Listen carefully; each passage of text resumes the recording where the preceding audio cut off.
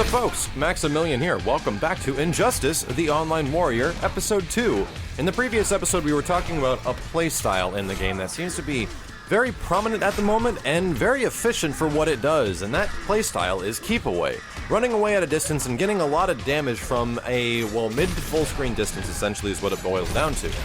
There's a few characters in the game that can capitalize on this very well, and they counter other characters that require a rushing playstyle fairly hard, so Injustice is a unique fighting game in my opinion. It actually, like I say, and I tell everybody this, and a lot of people it makes sense to, and others that are trying to get into Injustice, is I tell them the first couple hours or the first day or two of Injustice, depending on how fast your learning curve is going to feel very awkward in comparison to other fighting games, including Mortal Kombat, and you're going to have a little bit of a difficult time trying to figure out just how this game actually works. So give it some time, but eventually you'll get it. And now I'm finally playing with people, I finally feel good about the characters I'm using, I'm enjoying the game a lot more, and it's fun. It's actually a lot of fun. It's one of my more preferred one-on-one fighting games right now.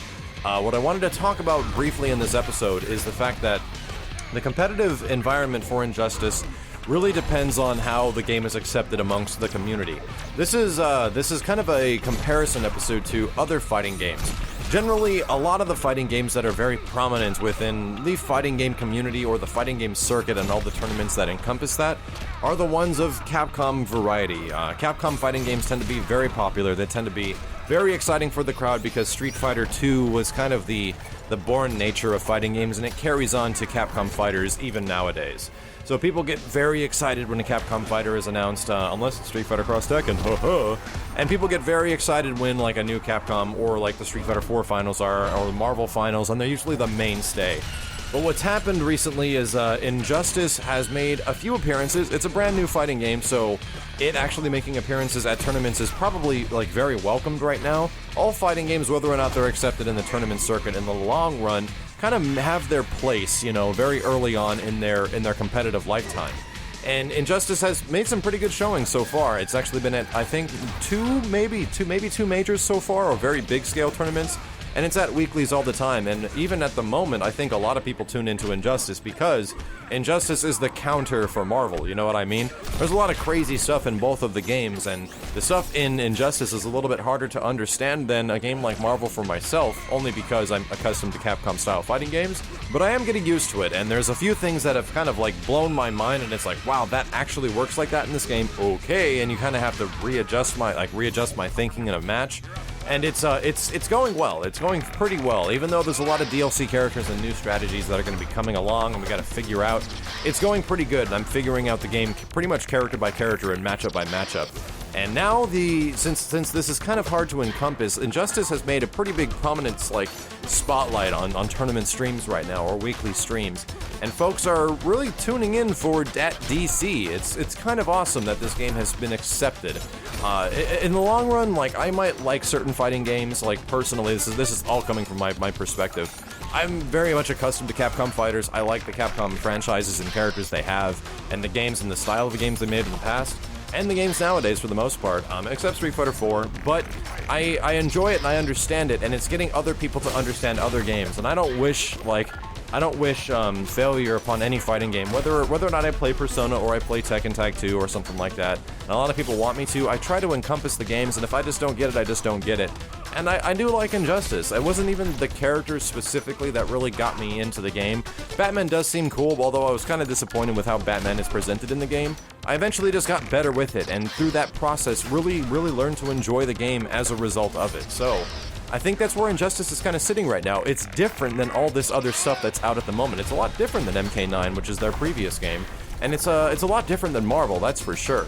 It's a lot more controlled and a much different pace. And whether or not the game evolves from like this keep-away playstyle that people are starting to get accustomed to and some people still actively dislike, and it's really not my playstyle, so I try to do something different, is kind of up to the tournaments and up to the competitive scene and the fans and everyone watching's opinions, whether or not that's going to be what you're looking for. But for now, I kind of go to streams. If you guys are looking to try to find out, what do I do with this character? What am I supposed to do in this situation with this guy? Well, there's a lot of competitive streams that happen every single week. From the East Coast to the West Coast in the US that host tournaments that are able to like produce games like Injustice and Street Fighter and a multitude of Capcom games and stuff like that. I think the one you definitely want to tune into on the West Coast is Wednesday Night Fights, which takes place every single Wednesday. I think this is on the Level Up stream. It starts around 9 o'clock Pacific Standard Time. And there's another one, which is Team Spooky, which is the Battle Circuit, which is an East Coast stream. And I think that starts around 6 o'clock Pacific Standard Time usually. So if you guys want to check out some quick stuff about, like, if you don't understand what to do with a character and you're trying to figure it out, I'll do my best to help you out by covering things on my channel. But if you're looking for some other footage, I would definitely suggest checking out these two streams, because you're going to see a lot of guys that are very good at the game going at it with all these characters, and you can finally understand, that's what I'm supposed to do with Superman, that's what I'm supposed to do with Catwoman, this is what works, and that's what you need to look for. Just look for what works. So what's nice about this is that once you guys get accustomed to watching these games on like a weekly basis or watching some competitive players go at it, you can then understand how important it is that Injustice is actually making it to Evolution 2013. Now this is pretty big, although a little upsetting for some other games that were doing their best and working really hard to get into the EVO main competitive spotlight, like Skullgirls. But that game got its own separate official-unofficial side tournament technically, so I can understand its position. But Injustice has been added as, I believe, the 9th game at Evolution 2013, and that is a ridiculous amount of games that are going to be on the main stage. I actually have no idea how they're going to do this. I go to EVO every single year, and I make it a point of mine to go every single year. It's the one tournament I will absolutely not miss.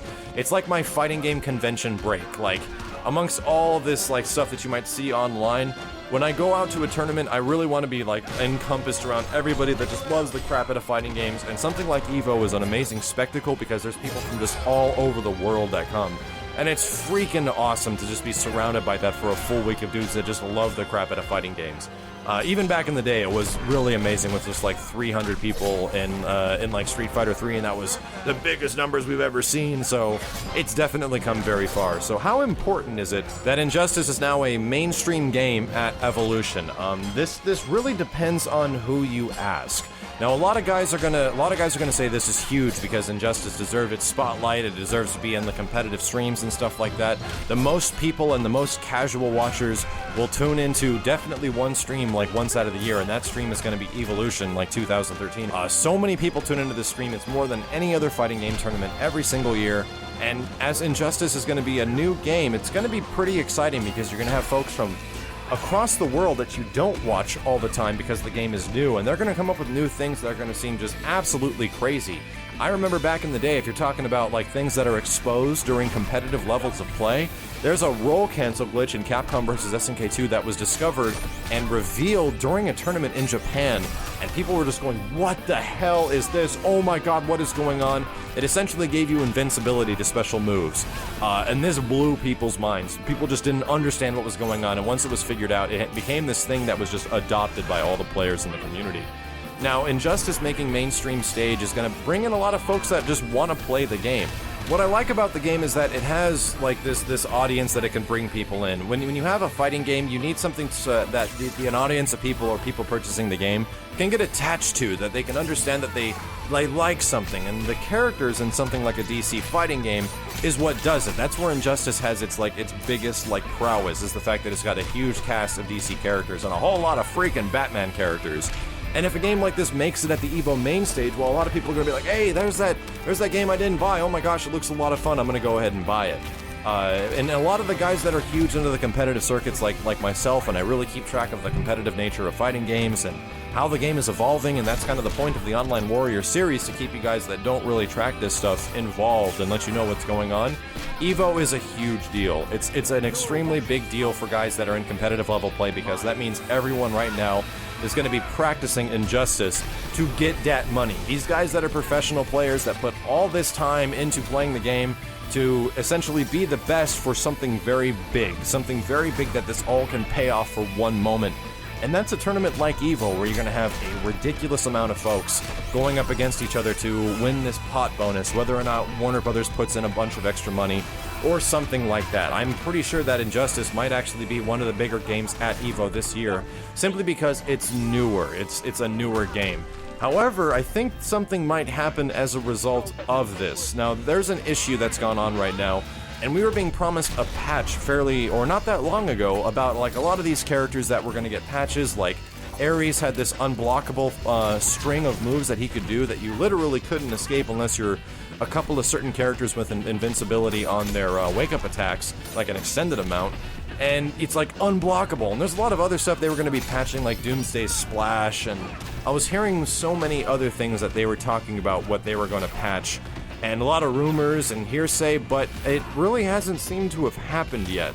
And I have a really quick hunch about this, and it's the fact that since Injustice has now been confirmed as an Evolution 2013 mainstream game, that they might be a little bit reluctant to start patching the game. EVO is really only 2 months away right now, and if you start patching the game immediately, you have this ongoing debacle of which version of the game are they going to have at EVO, which version of the game should I focus on playing. If EVO's going to have like this version of the game, like the launch version of Injustice, then I can't actually update my Xbox because it's going to update and overwrite, character properties and the way certain moves work, and that just won't work, for guys that are going to be going up against a competitive standard. And this is where I think that NetherRealms might be holding off on all this patching. It is a little bit of a bummer because we were hearing about things that might seem that seem like kind of appropriate to be nerfed. Hopefully Deathstroke isn't one of them. I think Deathstroke is a very effective character, but he doesn't need nerfs in the places that I think people think he needs nerfs. However, I think NetherRealms is very reluctant about patching this game because of this now competitive nature. Because it's now an EVO mainstream game, I think they kind of want to keep it the way it is, and let's see who wins EVO with the launch version of the game. Now, naturally, when it comes to the progression of fighting games, the launch version of a fighting game, or the vanilla version as it's called, vanilla essentially means original, for you guys that don't know, just original color, like original vanilla. They're usually busted. There's usually things that are extremely wrong with it. This is kind of the nature with the majority of fighting games, and for the most part, a lot of these newer games that come out, the vanilla version has just got huge problems. Street Fighter 4 came out, and there was just a ridiculous amount of overpowered characters in that game, between like Sagat and Akuma, and the damage was ridiculous and stuff like that. Vanilla Marvel 3 is horrendously broken, and a lot of characters are extremely good in that game. I think Mortal Kombat 9, I did not follow it very hard, but I understand that game received a lot of patches very fast. And I think something similar happened with the competitive scene of MK9, where things were getting patched left and right so fast that folks didn't know where to go or what to do because things were changing all the time. Let me know if this is true, and I think that might have had an effect on the overall competitive aspect of MK9 and its popularity, because I was really excited about watching that game back in the day, and I don't know really where it went because all the excitement just kind of seemed to die down amongst the bigger streams and the huge mainstay tournaments. And even, dude, MK9, like last year, I had a blast watching it at EVO 2011 and 2012. So, tell me if that's the case for you guys that follow Mortal Kombat and you're into it, because I think that is even more evidence to suggest that because of the competitive nature now of Injustice and its place at EVO, that NetherRealms is like, yo guys, maybe we should just hold our horses. We don't want something like MK9 to happen again. Which I understand. This is a good opportunity to give a lot of feedback. Hopefully at some point, the NetherRealm Studios will hopefully take some feedback from players and not just go off of like Twitter impressions and stuff like that about stuff. It would be interesting if they did patch stuff like allowing the meter burns to ground bounces and wall bounces to be a little bit more lenient so that I can get access to it quicker.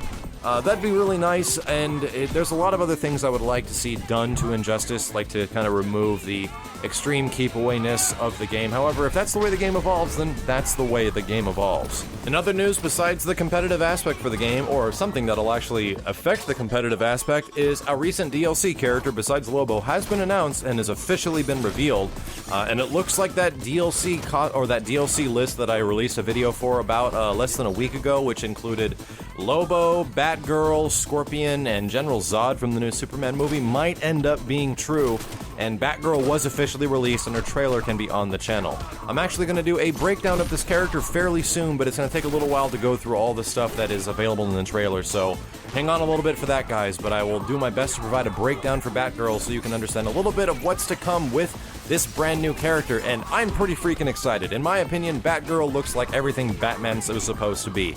All these gadgets, all these grappling hooks, like smoke moves and teleporting around the screen, and you know, it looks really freaking cool. I'm digging the way she looks right now. The release date for that character has not been revealed yet, but you can absolutely believe that as soon as it is, I'll be putting up combo videos and strategy videos and doing my best to get really good with Batgirl. Hopefully it won't go like Lobo. Lobo ended up being a playstyle of character that I definitely don't really mend with, and I learned a lot past the day one stuff that I was trying to figure out about what makes Lobo good. And my biggest issue is that I was tackling the character pretty early. So I'll take a much different approach when it comes to Barbara when she is released down the line. Hopefully it's fairly soon. So let me know what you guys think about the topics in this episode in the comments below. Are you excited the fact that EVO has made it to like the main, or Injustice has made it to the EVO main stage? Are you looking forward to it, or are you not really a competitive guy at all? And how do you think Batgirl looks? Is she a worthy member of the cast? Are there too many freaking Batman characters? Or do you think she's going to be a lot of fun? I appreciate any comments and feedback. Stay tuned, in the next week I'm hopefully going to be able to cover a little bit about the top tier characters in this game and what makes them so good. My name is Maximilian, and I'll see you guys next week. Right, winner!